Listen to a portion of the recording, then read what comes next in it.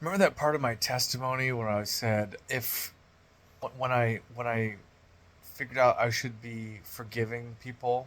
Part of my testimony where I was like sitting there going, "Well, it took me 2 years to figure out that I actually had to go do it and blah blah blah blah blah." Well, and I said, "Oh, and I was getting in car accidents and blah blah blah." I was I found out I was supposed to change, and then the devil tried to take me out.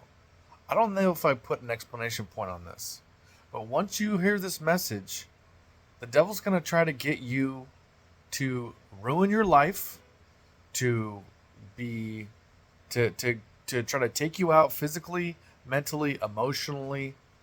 So you might hear this message and reject it because you know that you have to change and you have to do something about this, and you know that you haven't done it. So so I think what's happened is most of the people I've told this message to, I've gone around and talked to people about this message, and everyone soaked it up.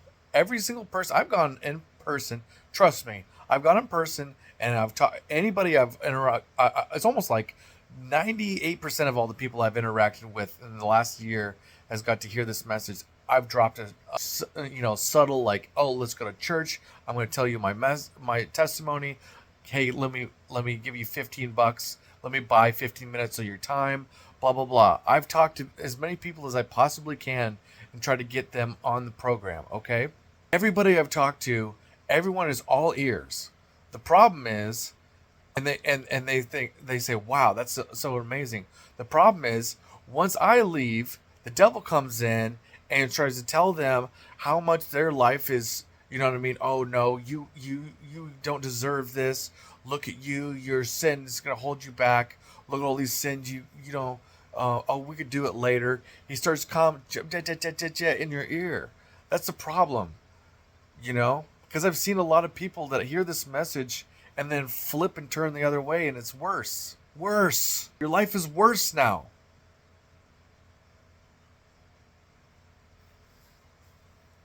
I'm telling you, dude.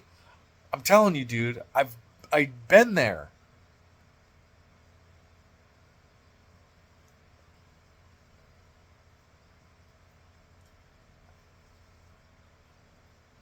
I've been there, dude.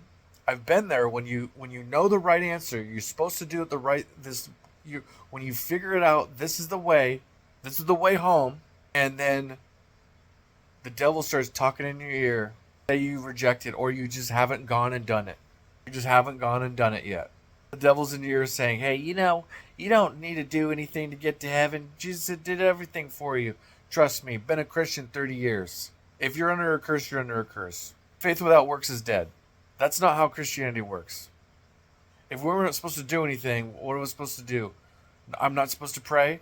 I'm not supposed to read my Bible every day. I'm not supposed to go and preach to people. I'm not supposed to tell them the good news. I'm not supposed to disciple people. I'm not supposed to spread the message. I'm not supposed to, know what I mean? I'm not supposed to try to clean up my act so that I can be a witness and be a good servant. What are you talking about? Finish the sentence when you're talking about, oh, we don't, salvation is a free gift. Yeah, but faith without works is dead. Just finish the sentence. I agree with you. There's nothing you could do to to get your salvation, but that doesn't mean that once you've gotten the ticket to go to heaven, you can just sit there and not do a darn thing. That just really that really ticks me off. That ticks me off. I'm getting all ticked off about that. That really makes me mad. You have to do something after you and you have to maintain this lifestyle. You can't just you can't just say, "Oh, okay," you know what I mean? Like, you know, Jesus did it all, and now I can go back to my life as it was. Oh, you know what I mean? There's this new drug I want to try out. Maybe I should, you know what I mean? It's just like you're coping because you're not dealing with the things that you should be dealing with.